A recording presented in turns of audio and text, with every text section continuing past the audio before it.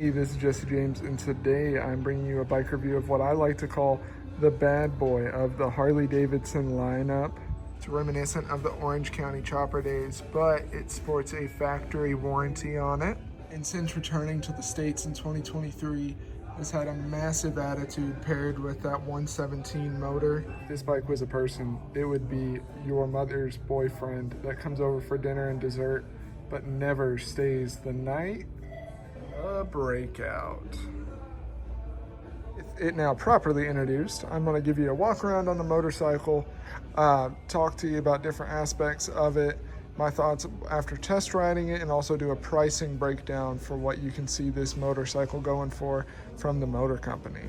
So starting up in the front, the Breakout has one of the most unique wheels in Harley's lineup. It's what they call the roulette style wheel.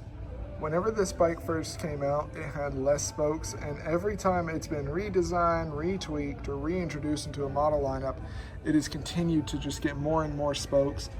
Where it actually gets the name roulette style is like a roulette wheel at a casino. You have the alternating colors between the black and the aluminum brushing, giving it a very nice custom look. And this one is also going to have your outward facing valve stem, excuse me, there we go, got it the first time, definitely not the second. That also is going to have a TPMS sensor in there. One of my favorite things about the bike for 2025 is they have fixed something that I've been complaining about since the bike came back out in 2023, and that is the headlight.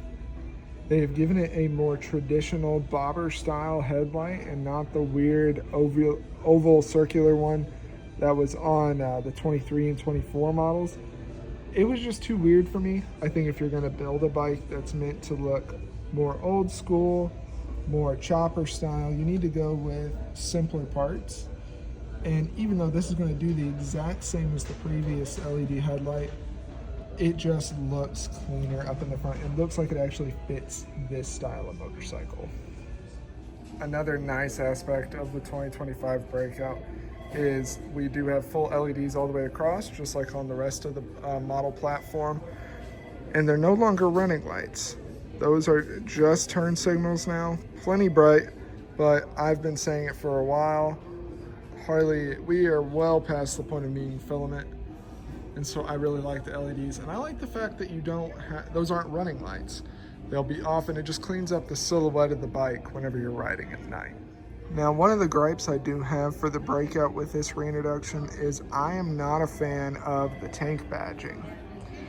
It, lack of a better term, it just looks cheap to me.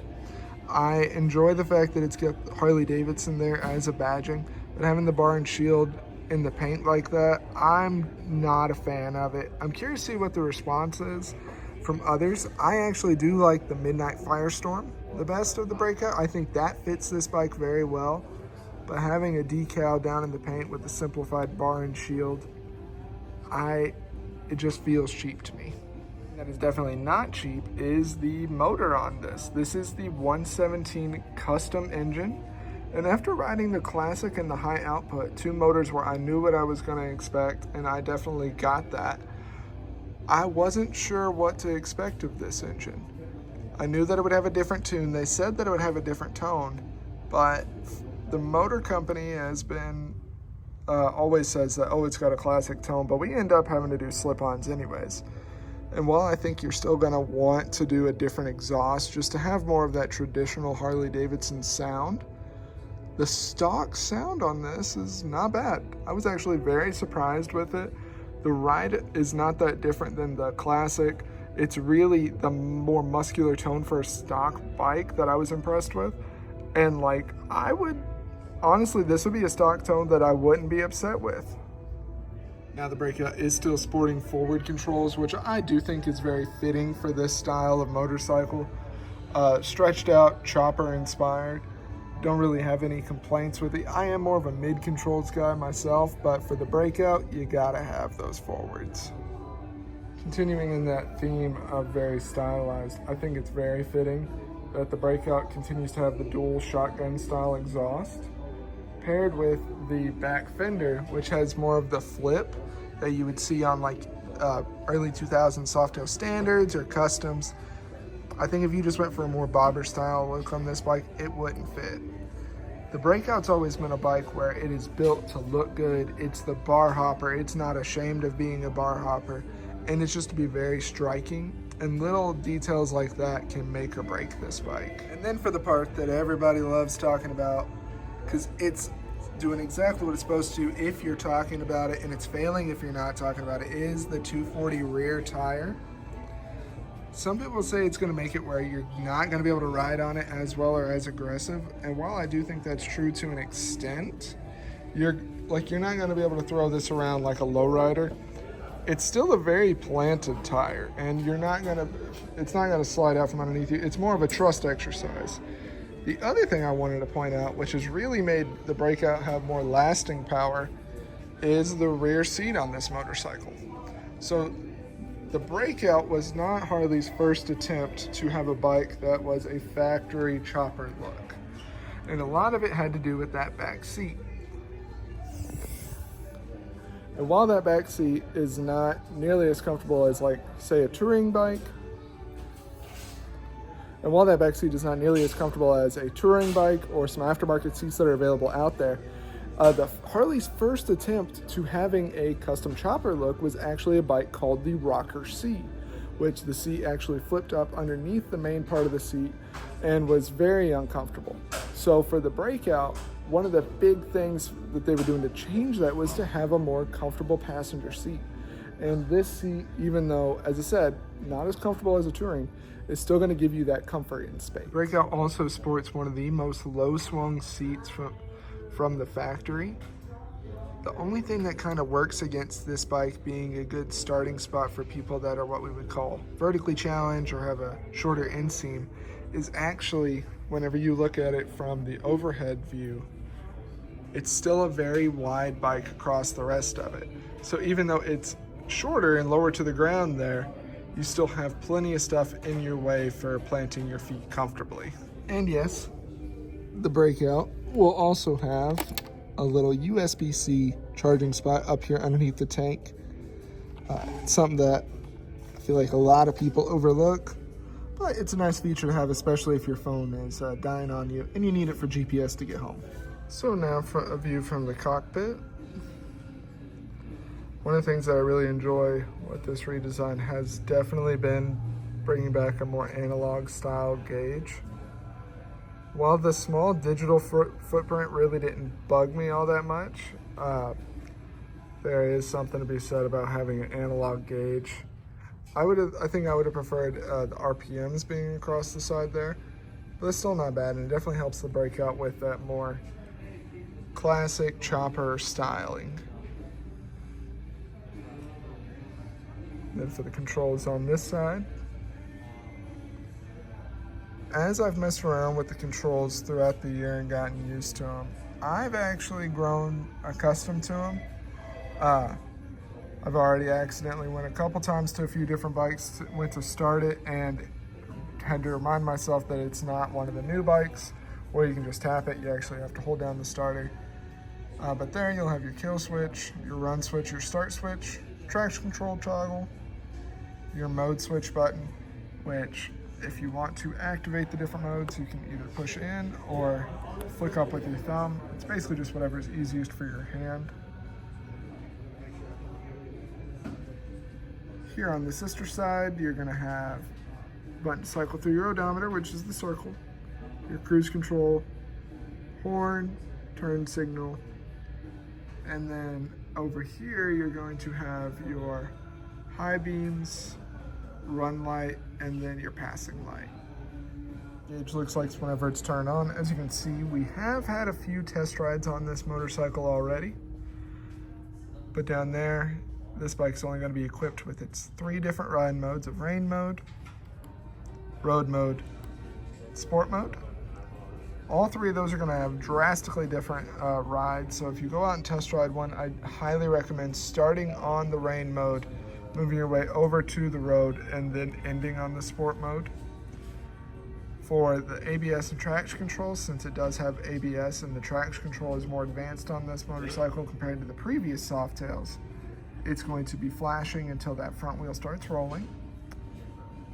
Some of the different things that you'll see through there too is you'll have trip A, your trip B, range, which will get scary accurate. I once was riding home and I was about 10 miles from my house and it said 10 miles and then just low range, and yeah, I ran out of gas right when I got home. Had to push it the next morning. Clock, and then RPMs, which is where I personally would leave it most of the time, just to get a good show of where I should and shouldn't be shifting. But yeah, overall, I really dig this redesigned gauge, and even though the modes really aren't my thing, I'd probably just leave it in road mode. They are very distinct, and they change everything from engine braking, where the power band kind of hits, throttle response. It's a whole lot of fun to mess around with them.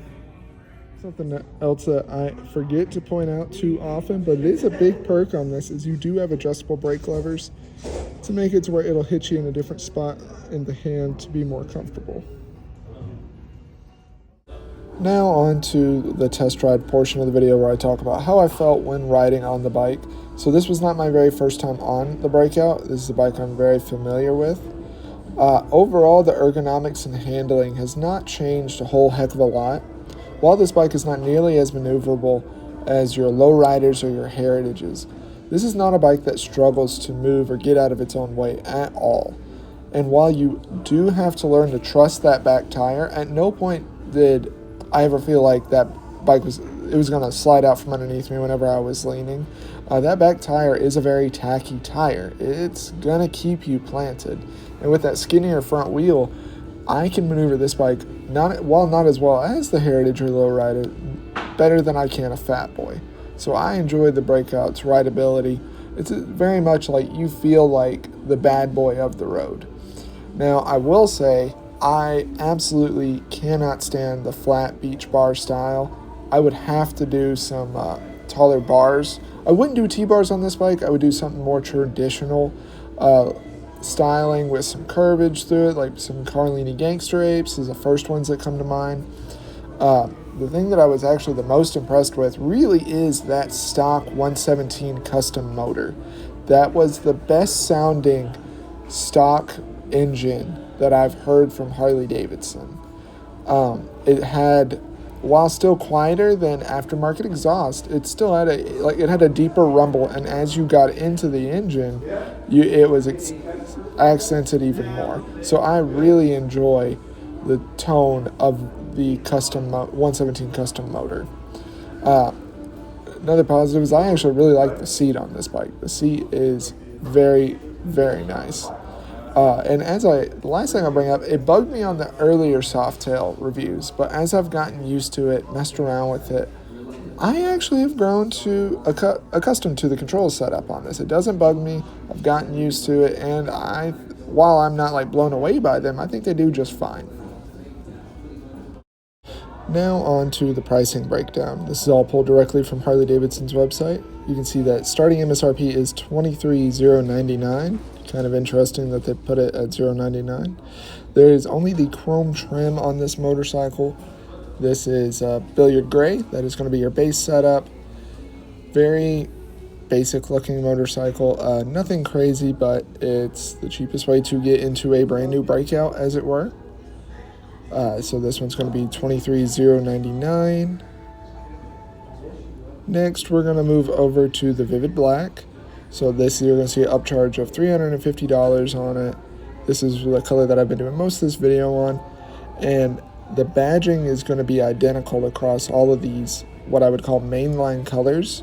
And it's only going to change at the very last color there. So I'm really just not crazy about the badging for this year. I really hope they change it and we don't have to work with it for a couple of years. But yeah, that's Vivid Black at $350. Next, we have our center line. This is $525.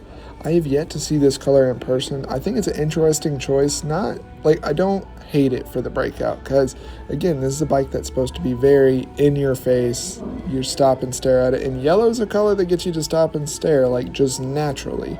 But I have yet to see it Here is our next color. This one is the Brilliant Red. I really dig this color. Still not crazy about the decals, but I like this bright, like cherry-esque red on the Breakout. That definitely fits. Again, that Orange County chopper factory custom look that they're going for. This is $650 upcharge for this color. And the last one is the Midnight Firestorm. This is the best color setup on the Breakout. $1,300 is the upcharge for it. This is the Ghost Flames and everything done by Harley's new paint division. That's why it's getting the different badging. Really dig this. Like, this is the Breakout to me. And that is going to do it for my review of the 2025 Breakout.